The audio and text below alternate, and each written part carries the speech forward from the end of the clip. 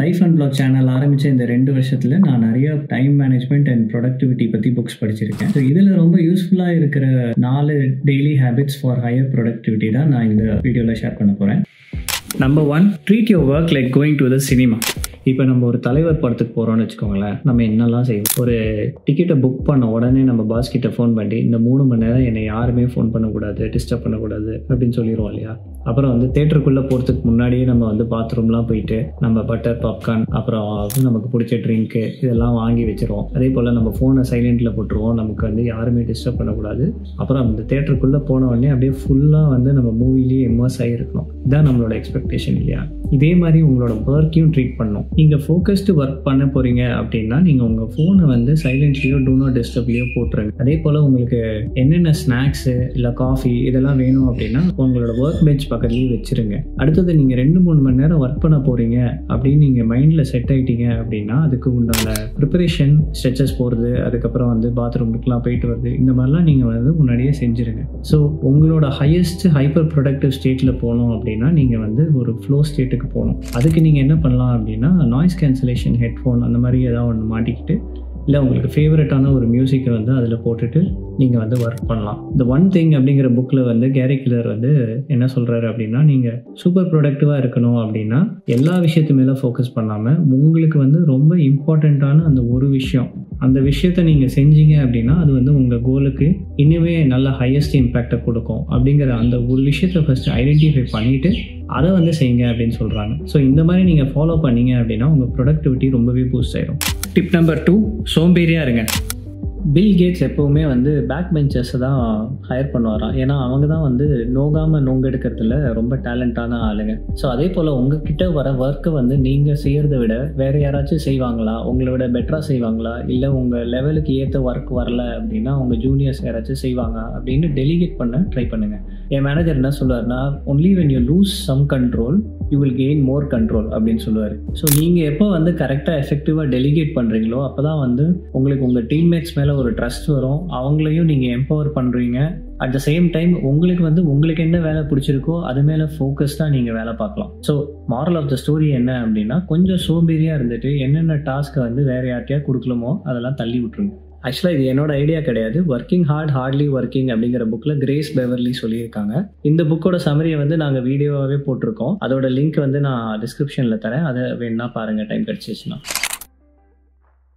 So என்னோட வேலையில் நான் ஆக்சுவலாக 10 மார்க்கெட் ஹேண்டில் பண்ணிகிட்ருக்கேன். ஸோ முன்னாடிலாம் என்ன பண்ணிகிட்டு இருந்தேன் அப்படின்னா, எந்த மார்க்கெட்டில் வேலை வருதோ அந்த மார்க்கெட் மேலே ஃபோக்கஸ் பண்ணிகிட்டு இருந்தேன். ஸோ அந்த டாஸ்க்கை டக்குன்னு செஞ்சிருவேன். இதனால என்ன ஆயிடுச்சு அப்படின்னா, ரொம்ப சீக்கிரமே நான் பேர்ன் அவுட் ஆகிட்டேன். அப்புறம் இன்னும் ரொம்ப இம்பார்ட்டண்ட்டாக எல்லாமே ஒரு டாஸ்க் மட்டும்தான் என்னால் எக்ஸிக்யூட் பண்ணி முடிஞ்சிச்சே தவிர ஒரு ஸ்ட்ராட்டஜியாக என்னால் எதுவுமே கொடுக்க முடியல, அவுட்புட் கொடுக்க முடியல. என்னோட ஒர்க் ரொம்ப சஃபர் ஆச்சு. ஸோ நான் இப்போ என்ன பண்ணிட்டேன் அப்படின்னா, பேட்சிங் பண்ணிட்டேன். என்னோட டைமை பிளாக் பண்ணி அந்த டைம் பிளாக்ல நான் இந்த மார்க்கெட் மேலே தான் ஃபோக்கஸ் பண்ணுவேன். ஸோ அப்படி நான் செய்யும்போது என்னால் மார்க்கெட்டோட ஸ்ட்ராட்டஜியும் திங்க் பண்ண முடியுது, சொல்யூஷன்ஸ் திங்க் பண்ண முடியுது, அண்ட் ஆப்வியஸ்லி ரொம்ப ப்ரொடக்டிவாகவும் இருக்க முடியுது.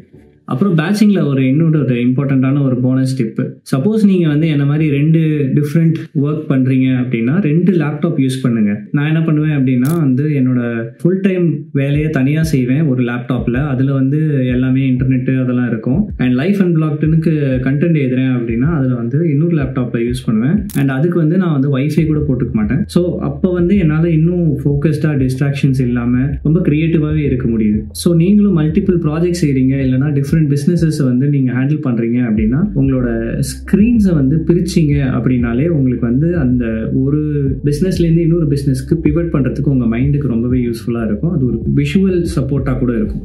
இப்போ பாயிண்ட் நம்பர் 4ல தான் நான் கொஞ்சம் மைண்ட் ப்ளோ ஆனேன். ஏன்னா பாயிண்ட் நம்பர் 4 என்ன அப்படின்னா, மல்டி டாஸ்க் பண்ணுங்க அப்படின்னு சொல்கிறாங்க. Myth number 2, multitasking is the best way of being productive. ஆக்சுவலாக இதை நிறைய பேர் நம்பிட்டு இருக்காங்க. அண்ட் ஸ்டான்ஃபோர்ட் யூனிவர்சிட்டியில் ஒரு ஸ்டடி பண்ணாங்க. அவங்களோட கன்க்ளூஷன் என்னன்னா, multi taskers are very lousy at what they do. மூட்டை பச்சை கொள்ளும் நவீன மிஷின் என்ன சொல்லி வித்த என்னடா ஒன் திங் வீடியோவில் மல்டி டாஸ்க் பண்ணாதன்னு சொன்னானே, இப்போ மாற்றி சொல்கிறானே அப்படின்னு பார்க்குறது எனக்கு புரியுது. ஆனால் நான் சொல்கிற மல்டி டாஸ்க் என்னன்னா, உங்களோட மைண்டையும் உங்களோட பாடியும் ஒரே மாதிரி டாஸ்க் அது பண்ணிட்டு இருக்கும்போது மாற்றி யூஸ் பண்ணி ஹெல்ப் பண்ணுங்க அப்படின்னு சொல்கிறேன். ஸோ ஒரு எக்ஸாம்பிளுக்கு நான் சொல்கிறேன், நீங்கள் வந்து சாப்பிடும்போதே வந்து டிவி பார்க்குறீங்க இல்லையா? ஸோ அந்த மாதிரி நீங்கள் வந்து ஒர்க் பிளேஸ்க்கு போகும்போது நீங்கள் மேபி வந்து ட்ரெயின் எடுத்துகிட்டு போகலாம். அந்த டைமில் வந்து நீங்கள் ஒரு நல்ல பாட்காஸ்ட் கேட்டுட்டு கொஞ்சம் இன்ட்ரெஸ்டிங்கான டாபிக்ஸ்லாம் வந்து நீங்கள் இது பண்ணலாம். இல்லை ஆடியோ புக்ஸ் கேட்டு உங்களோட மைண்டில் நல்ல ஐடியாஸ் வந்து இவால்வ் ஆகலாம். இல்லை சில் பண்ணலாம். உங்கள் ஒர்க் பெஞ்சை வந்து நீங்கள் ஸ்டாண்டிங் டெஸ்ட்டாக மாற்றி கொஞ்சம் கை காலை அப்பப்போ அசைச்சிக்கலாம். அது வந்து உங்களுக்கு ரொம்பவே நல்லது. என் ஃப்ரெண்டு ஒருத்தர் இருக்காரு, அவர் வந்து ஒர்க் டெஸ்க்கு கீழே ட்ரெட்மில்ல வச்சு அதில் ஓடி தான் மீட்டிங் அட்டென்ட் பண்ணுவார். அதே மாதிரி சில சமயம் மீட்டிங்கில் நிறைய பேர் வந்து மொக்க போடுவாங்க. அந்த சமயத்தில் நீங்கள் வந்துட்டு கொஞ்சம் வீடியோலாம் ஆஃப் பண்ணிட்டு உங்களுக்கு உண்டான ஸ்ட்ரெச்சஸ் அதெல்லாம் கொஞ்சம் பண்ணிங்கன்னா கொஞ்சம் பாடியும் கொஞ்சம் ஃபிட்டாக இருக்கும். இதெல்லாம் பண்ணுறதுனால உங்களால் ரீஃபோக்கஸ் பண்ண முடியும், உங்களோட டைமை கொஞ்சம் ஆப்டிமைஸ் பண்ண முடியும், ப்ளஸ் புது விஷயங்களையும் நீங்கள் கற்றுக்கலாம். ஸோ உங்களோட ப்ரொடக்டிவிட்டியை இன்க்ரீஸ் பண்ணுறதுக்கு டெய்லி டிப்ஸ் 4 டிப்பு நாங்கள் இப்போ ஷேர் பண்ணியாச்சு. இதுக்கு மேலே உங்களுக்கு ப்ரொடக்டிவிட்டி பற்றி தெரியணும் அப்படின்னா அந்த ஒன் திங் அப்படிங்கிற புக்கோட சம்மரியை நான் உங்கள் வீடியோவாக போட்டிருக்கோம். அது வந்து அந்த லிங்க் வந்து இங்கே தெரியும். ஸோ அதை வந்து நீங்கள் செக் அவுட் பண்ணுங்கள். தேங்க்ஸ் ஃபார் வாட்சிங் life and blog and please share your comments.